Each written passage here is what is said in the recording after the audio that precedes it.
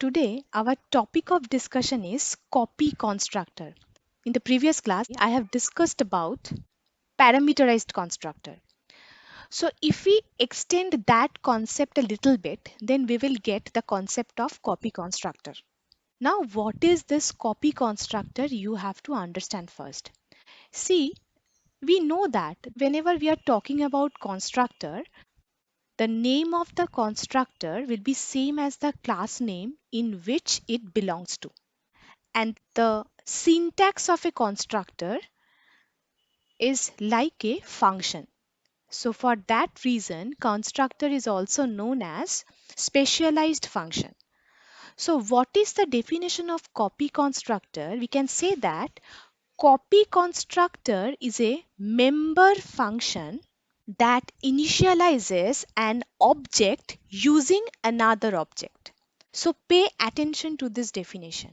The first point is copy constructor is a member function. Now, what do you mean by member function? I have defined that whenever we are writing any variable within a class, it is a member variable. And whenever we are writing any method inside a class, say void disp. So at that point of time, this function is known as member function. So copy constructor, we can consider it as a member function as it belongs to a specific class. And what is the use of a constructor? Whenever I was discussing about the constructor, I explained clearly that the constructor is used to initialize an object. So here, copy constructor is used to initialize one object with the help of another object. And both the object belongs to the same class. So this concept today I'm going to elaborate. So I think this concept is clear to you that constructor is used for object initialization. I have explained it in the previous class. So today, whenever we are using a copy constructor, then we will use the concept of object initialization by another object. And here you have to remember one point, both the object belongs to the same class. Now we will try to understand how this copy constructor will look like. So how we can define a parameterized constructor? It is very simple that inside a class, if there exists any constructor with a parameter, one or more parameter, it can be stated as parameterized constructor. And what is the responsibility of this constructor? If we have any data member inside the class, here this data member will be initialized by this parameterized constructor. Now how to call this constructor? It is very simple. Within a main function, we will create object of this class, say OB, and now here we have to remember 2 points. Whenever object is created, the constructor is automatically called. No need to write object.constructor name. And constructor is used for object initialization, means whenever I am creating an object, since this constructor is a parameterized constructor, so this constructor is invoked at this point of time. And now how to initialize this constructor? Since it has a single integer value, so I will pass a particular integer value to this particular object. And this object will specifically pass here. From here it will come here and it is coming here. Basically, whatever value we are passing, it is assigned to the data member of a specific class. So this is the basic concept. Now try to understand how can we define copy constructor. In the previous class, I have also defined within a single class, I can define more than one constructor. And it is possible when parameter signature of the constructor differs. So at this point of time, this situation is known as constructor overloading. So here my point is I can define more than one constructor within a single class as long as their parameter signature differs. Now how to define a copy constructor? I am talking about copy constructor. It means it has to copy someone. So the first point you have to remember, whenever we are going to define a copy constructor, there should be one parameterized constructor inside that specific class. And now the second point. What is this copy constructor is all about? Here, copy constructor is a parameterized constructor.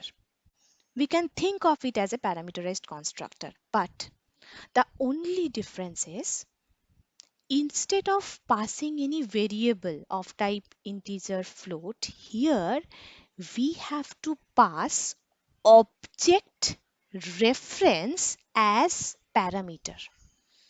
Now, what do you mean by object reference? Object reference means we have to pass particular object, and object reference means ampersand of this object. This ampersand is known as address of operator. So whenever we write ampersand of any object, it means we are passing object reference, means address of the object. And in the previous class, I have explained that object is a variable and data type of the object is the class type. So whenever we are going to define an object, there should be one class. So here we have to write one class.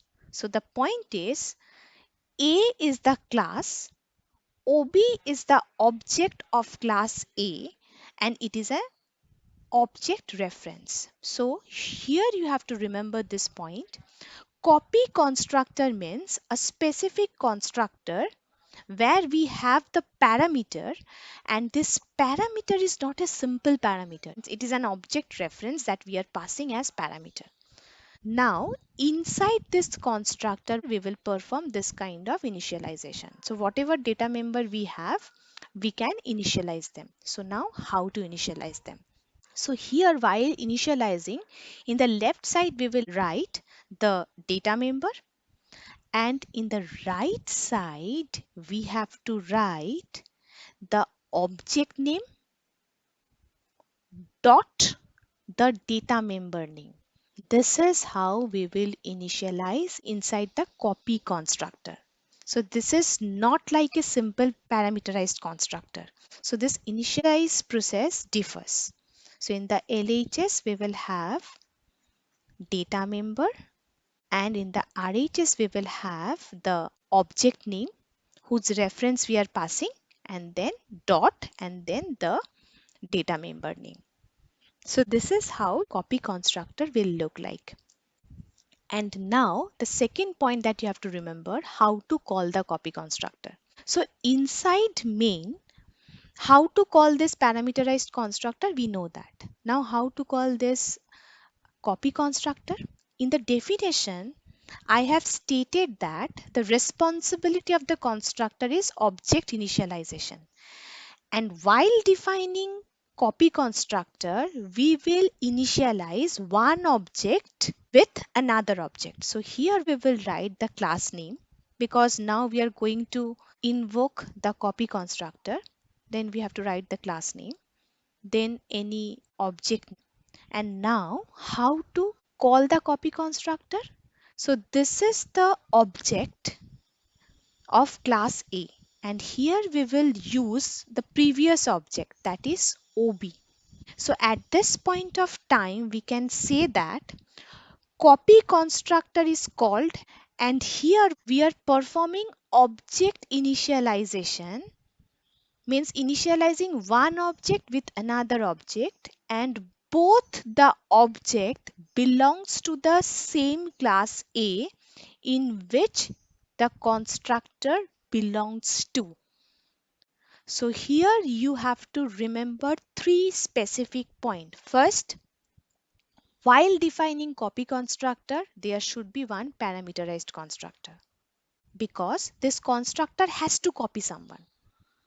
Second point, instead of passing simple parameter, we will pass object reference as a parameter. While initializing inside the constructor, in the left hand side, we will write the data member of the class in which the constructor belongs to. And in the right side, we will write the object name whose reference we are passing dot the data member name. Now, while calling the constructor inside the main, first call the parameterized constructor and then call the copy constructor, but use different object name. And here you just use the previous object name and then copy it to this object. That's why it is a copy constructor. So here object initialization is performed by using two objects where both the object belongs to the same class. So this is the definition. Now, how to code this concept? We have to understand. This is the code of a copy constructor. Here we know that we have IOStream header file so that we could support cout, and then we have namespace std. Now within this class we are going to define two constructors. Since the class name is capital M, so we have two constructor. The name of the constructor is same as the class name, that is capital M. Now according to rule number 1, my intention is to create one copy constructor. So for that reason, here I am defining one parameterized constructor. Here we have two parameters x1 and y1 of type integer. And inside this constructor, I am initializing this data members. So it is simple. Now this M is the copy constructor. So for that reason, here I am passing one object reference of class M. So this ampersand signifies I am passing object reference as a parameter. So how to initialize inside this constructor? In the left hand side, we have to write the class variables or data members. In the right hand side, we will write the object name whose reference we are passing dot the data member name. Now here I am also using two methods. We know that how to define a method. So since this method is having a return type, we know that in the previous class I have discussed, if a method is having a return type, then here we have to write the return keyword. So here I am returning the value of x. And again, this is the second method. This method is also having a return type. That's why I'm using return keyword. If these two methods are of type void, then I can write cout inside it. So this is all about this class. So M class is having two constructors and two methods. Now inside the main, first I will call the parameterized constructor. So how to call it? So I will define one object of class M, and since the parameterized constructor is having two parameter of type integer, so here I am passing two values. Now it is a turn to call the copy constructor. So again I am creating one object ob1 with different name, and I'm using the previous object so that the content of this object can be copied inside this object one. And now how to print the output of the copy constructor? Here, while printing the output of the copy constructor, you have to call the methods disp1 and disp2. So how to call that method? Just we have to write object name dot method name. This is how we can call the method, because inside this constructor you can straight away write this cout, these two lines inside this constructor. But here it is a good practice that whenever you have copy constructor, define methods, and those methods will take the responsibility of printing the data members inside the copy constructor which are initialized.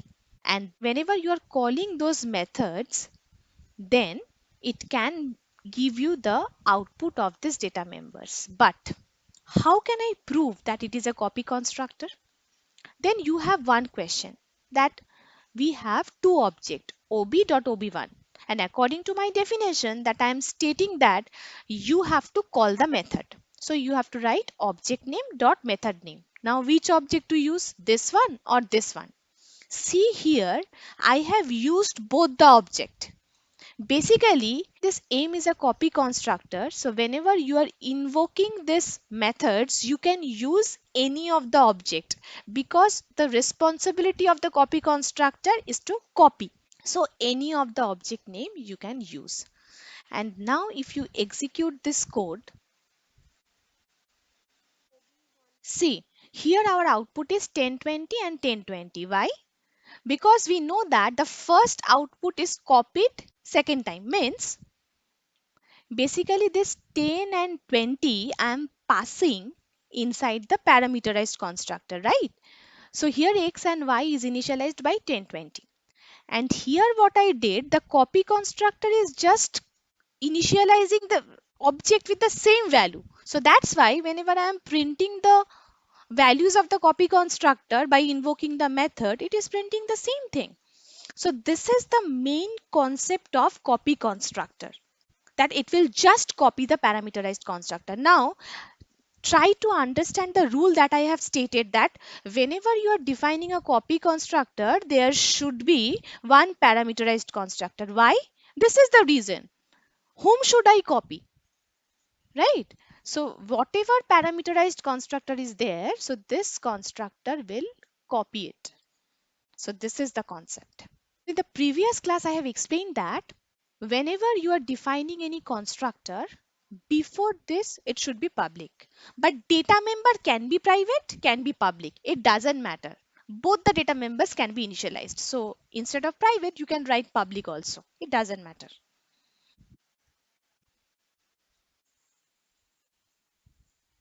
So if you change the access specifier of the data member as public, it doesn't matter. It will give you the same outcome. See, my question is it a constructor overloading? Answer is yes. Because what is the definition of constructor overloading? See, within a single class, right? Whenever we have more than one constructor, so here we have more than one constructor, and the rule is the parameter signature should be different. Here we have two integer parameter and here we have one object reference as a parameter. So parameter signature differs here. So here we have one parameterized constructor and one copy constructor. So therefore it's a clear example of constructor overloading.